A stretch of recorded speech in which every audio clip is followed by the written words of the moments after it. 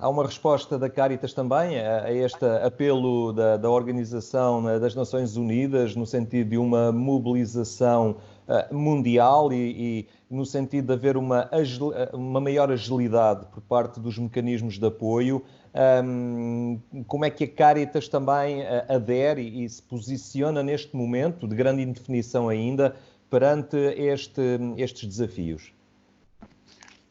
Nós temos que equilibrar as nossas propostas entre as necessidades reais com as quais já nos confrontamos, que têm muito a ver com os grupos vulneráveis, e nesses temos as pessoas que podem não ser muito idosas, mas que estão em casa por motivos de doenças que as atinge já ao longo do tempo, e também com as pessoas de mais idade. E a defesa também daqueles que pretendem ajudar. Portanto, a preocupação é que quem se prontifica a ajudar tenha consciência das regras que tem que cumprir e que não abdique delas ou a título pessoal as orienta e as defende, ou procurando que a instituição à qual vai prestar o seu contributo garanta essas mesmas condições. Quero dizer, e será anunciado em breve, mas adianto já, que dentro de 2 a 3 semanas iremos disponibilizar às Cáritas diocesanas o material de proteção fundamental, com o apoio das caixas agrícolas, com o apoio da Cáritas de Macau. É-nos possível, pelo menos máscaras, 30.000 máscaras, mas também luvas, fatos, portanto, também desinfetantes. Porquê é que é tanto tempo? Porque no mercado mais próximo não encontramos a possibilidade de fornecimento. Daí o termos que nos socorrer da China, e a pessoa que está a fazer, a empresa que aqui está a colaborar connosco, está a fazer todas as démarches para que este tempo se encurte, mas por segurança apontamos este tempo. Não quer dizer que estejamos à espera. Como digo, é urgente a colaboração de todos.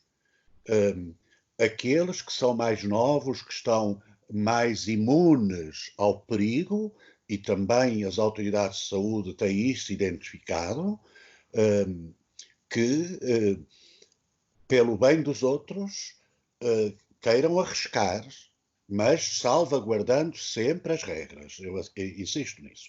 E este envolvimento, eu dirijo-me particularmente àqueles que são cristãos católicos comprometidos nas comunidades eclesiais, em diferentes movimentos, porque agora é impensável alguém se situar na lógica do seu grupo, do seu movimento, da sua instituição. Nas circunstâncias que estamos a viver, temos que ser por todos. E há prioridades, que é duas fundamentalmente: a proteção da saúde, no campo da prevenção e no campo da proteção, e também já no campo social, porque sabemos que as orientações, as determinações do governo vieram criar alguma esperança, mas não chegam a todos, nem sei se vão chegar a tempo de obviar a que concidadãos nossos entrem já em situação de carência.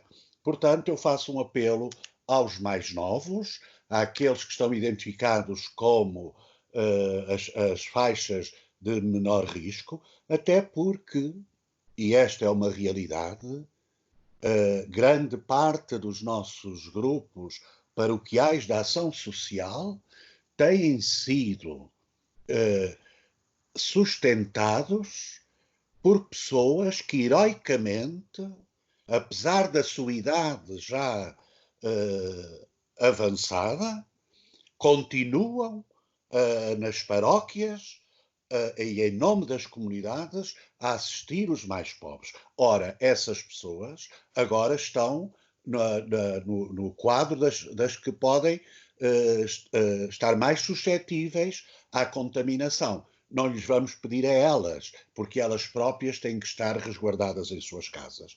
Portanto, o apelo é generalizado. Como fazer? Como fazer? Penso que nós também temos as nossas paróquias com algumas limitações neste momento. Julgo que aquilo que encerrou foram os atos de culto pelas circunstâncias dos ajuntamentos, mas que os serviços das paróquias, nomeadamente este da ação caritativa e da pastoral da saúde, têm que continuar a funcionar, não podem parar. Não se pode fechar portas. E sobre esta disponibilidade voluntária, portanto, claro que o enquadramento tem que ser feito pelas instituições mais locais. A recomendação que fizemos às Cáritas diocesanas é que a sua ação seja uma ação sempre em parceria. E há duas entidades que são fundamentais: as juntas de freguesia e os centros de saúde. Na reunião que tive a oportunidade de ter com a senhora Diretora-Geral da Saúde, houve o compromisso de serem informados os centros de saúde para que, sempre que fossem abordados por voluntários destes grupos da ação social, pudessem dar indicações das pessoas que estão isoladas ou das pessoas que adoeceram ou daquelas que já eram doentes. Segundo a senhora Diretora-Geral da Saúde, os centros de saúde estão munidos desta informação. Portanto, pode-se saber onde é que estão as pessoas para serem ajudadas.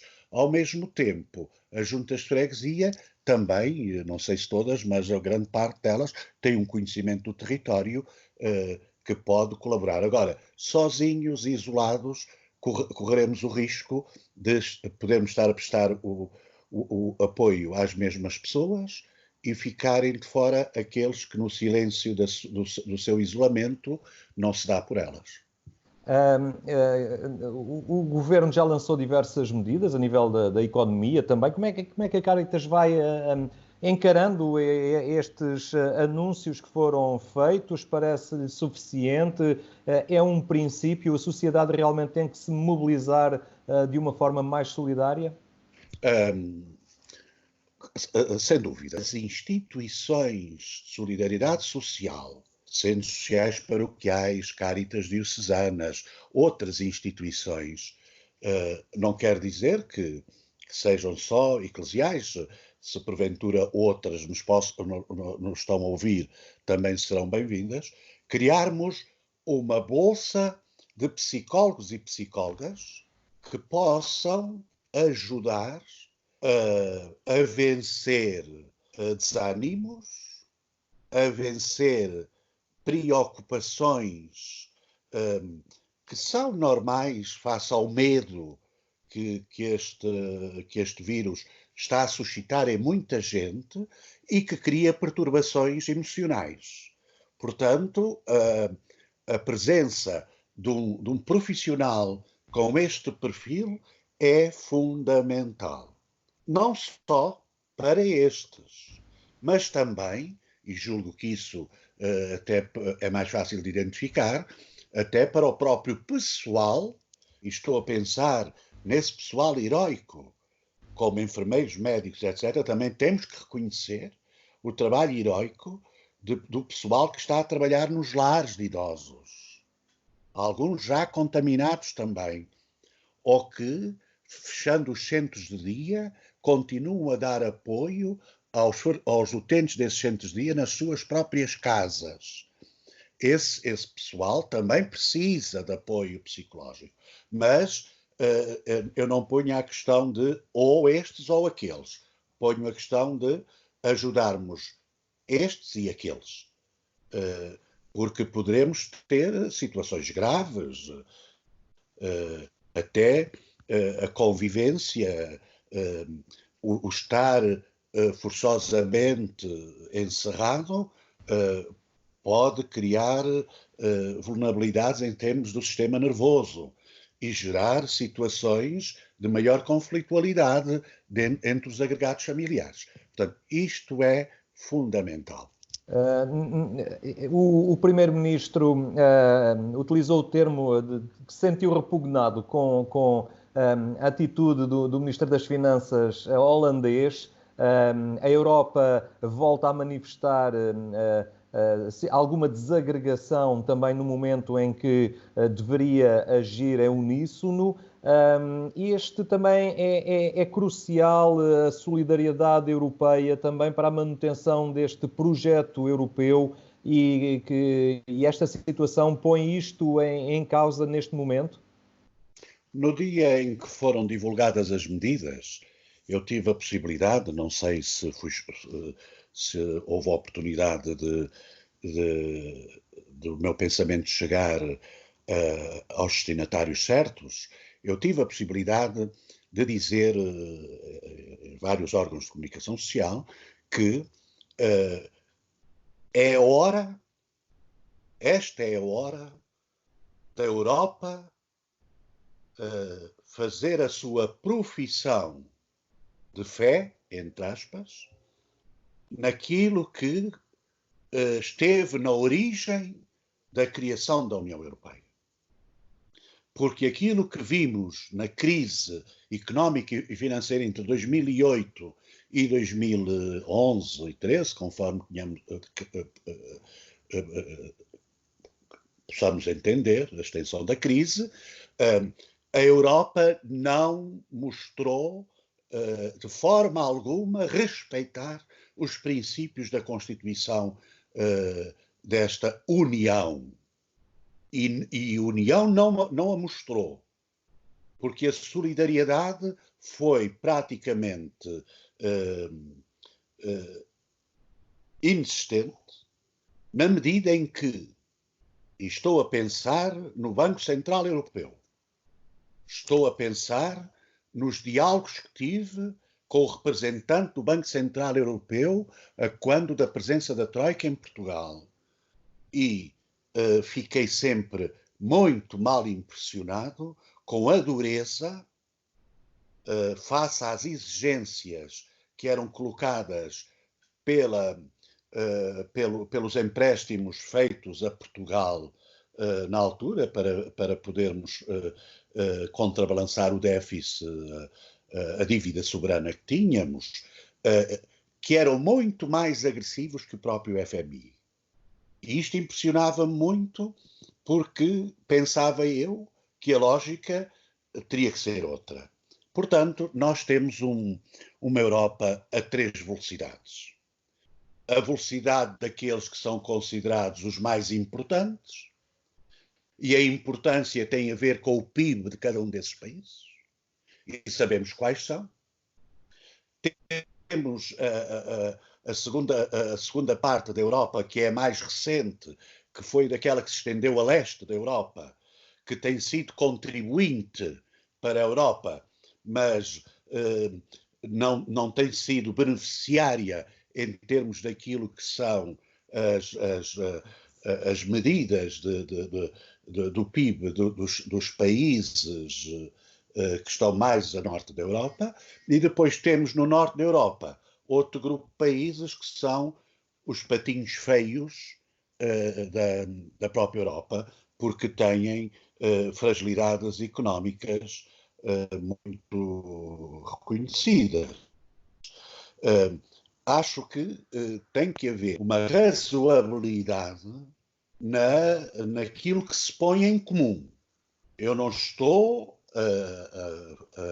a chamar os países com maior poder financeiro a ficarem prejudicados em favor dos outros.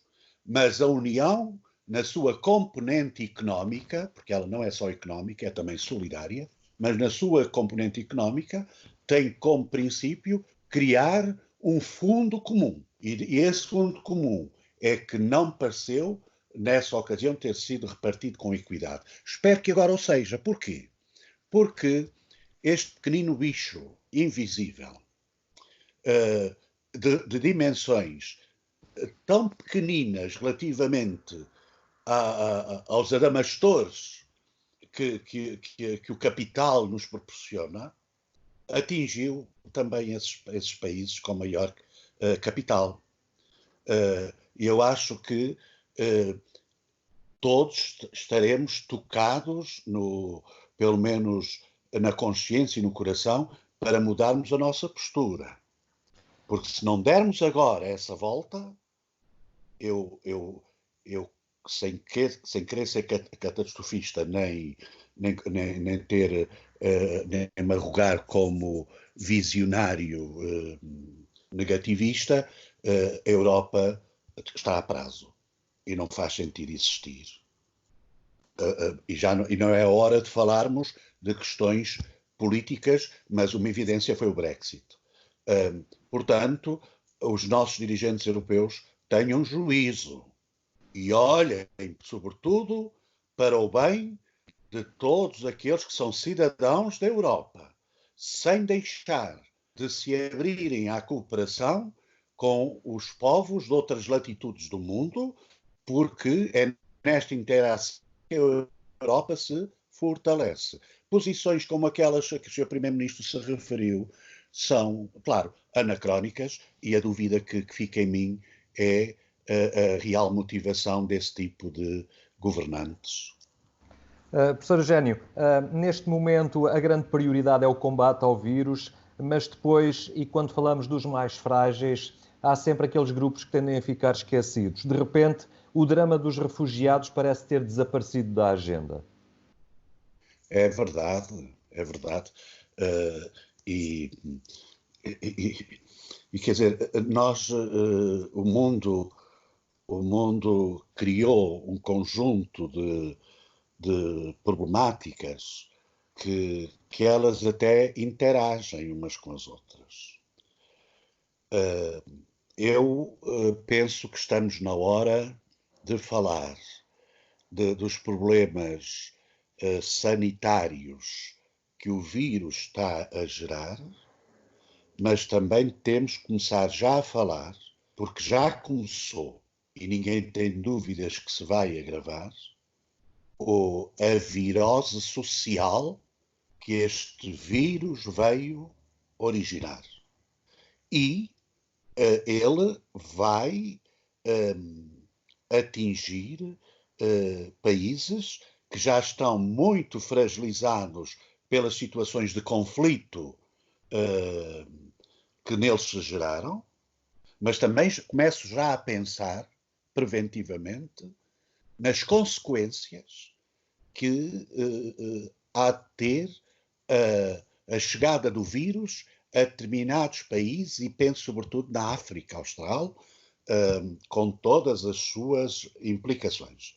Eu não sei como vai ser se houver uma disseminação e estão criadas todas as condições para que ela aconteça, em países nossos irmãos, como seja a Guiné-Bissau, São Tomé, Timor, etc. Bom, e portanto, se não resolvermos a jusante estes problemas, nós vamos ter fluxos migratórios maiores.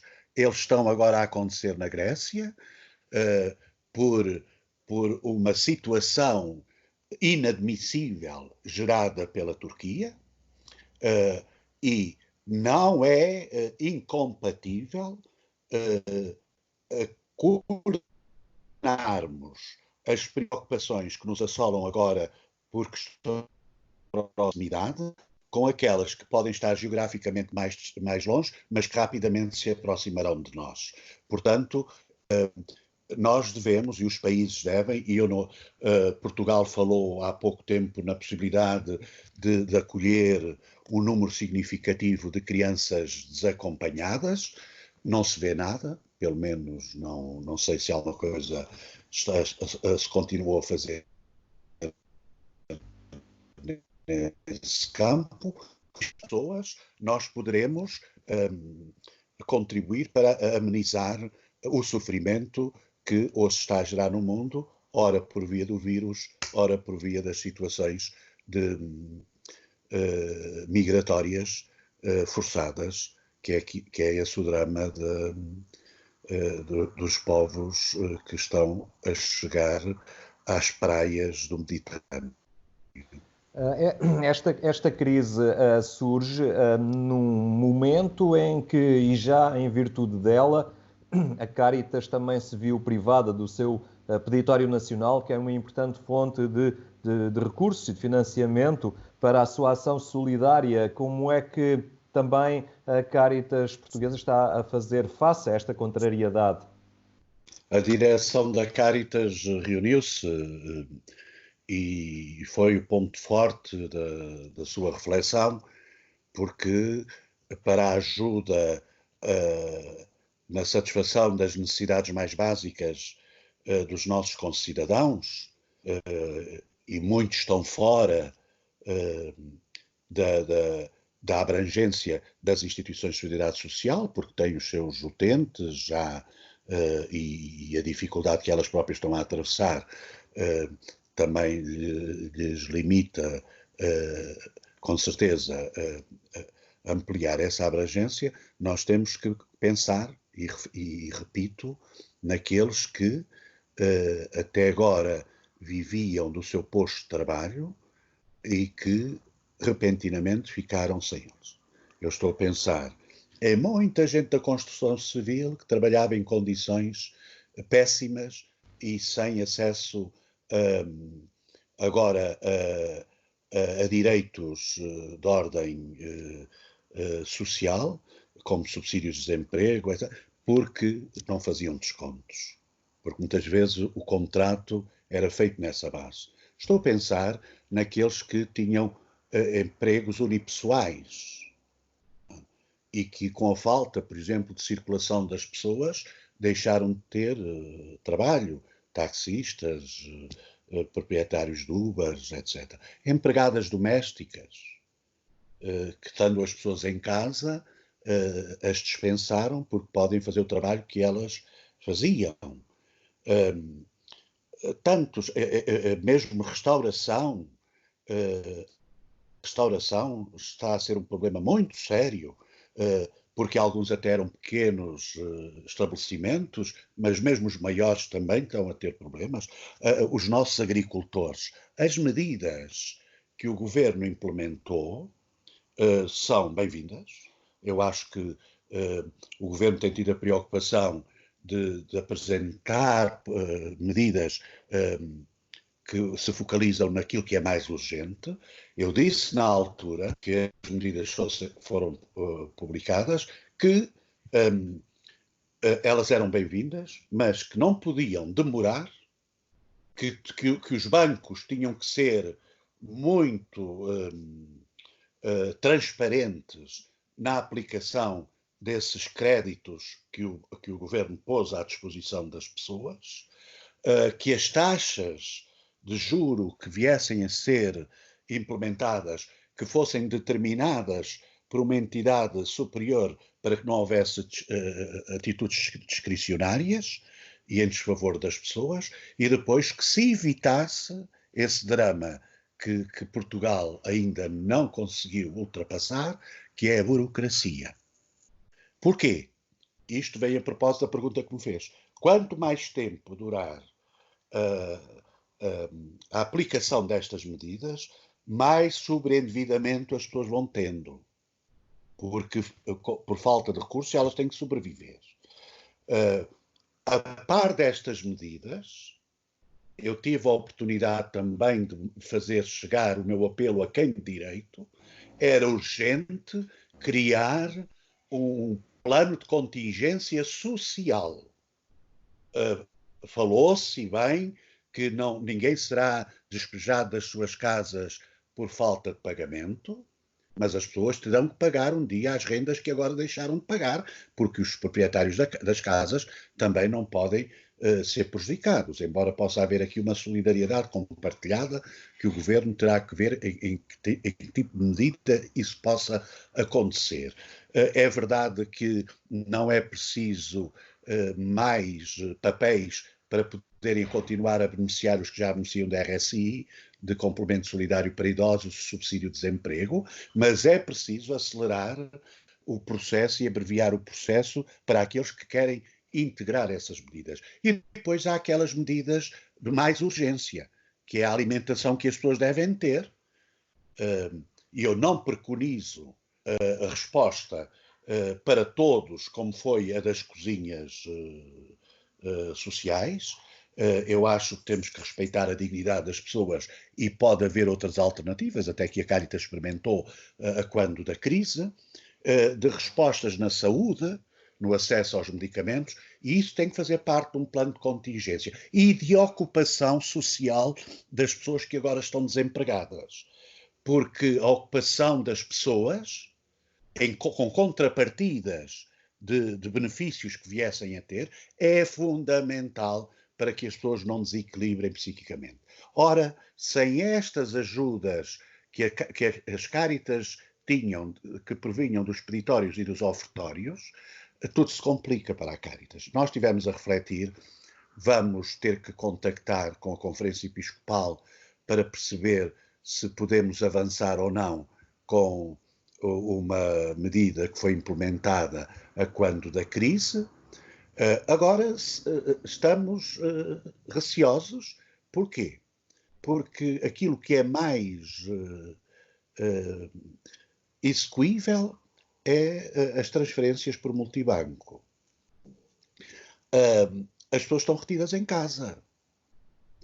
Nem todas, porque a nossa experiência diz-nos que são muitas vezes os mais pobres que mais depressa contribuem, e o pouco deles, porque são muitos a contribuir, faz muito. Essas pessoas não têm a literacia informática para poderem fazer como hoje se pode fazer essas transferências. As chamadas, talvez, outra medida possa ser as chamadas telefónicas, que, bom, sabemos que parte desse dinheiro vai para, uma parte vai para o IVA que essas chamadas devem suportar.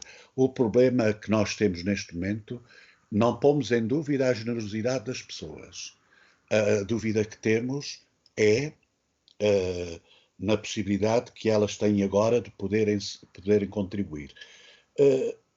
Fazemos o apelo às empresas que, porventura, não foram tão afetadas, se no âmbito da sua responsabilidade social possam dar sinais de partilha de meios financeiros. Por outro lado, não podemos também contar muito com as nossas paróquias, porque muitas delas também estão com dificuldades, porque sabemos que a gestão da logística das próprias paróquias provinha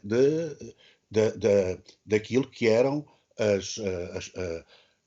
as dádivas que as pessoas colocavam no momento de atos litúrgicos, dos ritos que a Igreja pratica e que neste momento estão vedados ao público. E, portanto, não podemos também contar com iniciativas que possam partir das próprias comunidades. Estamos numa encruzilhada. Temos que ser muito criativos e nesta hora temos que nos despir de preconceitos, de suspeições infundadas e todos contribuirmos para o mesmo objetivo. Não importa quem faz. O que importa é que se faça o bem com transparência, claro, até para haver maior eficiência nos meios e maior eficácia nos resultados, e que quem vai para o terreno fazer esse bem, que esteja devidamente credenciado.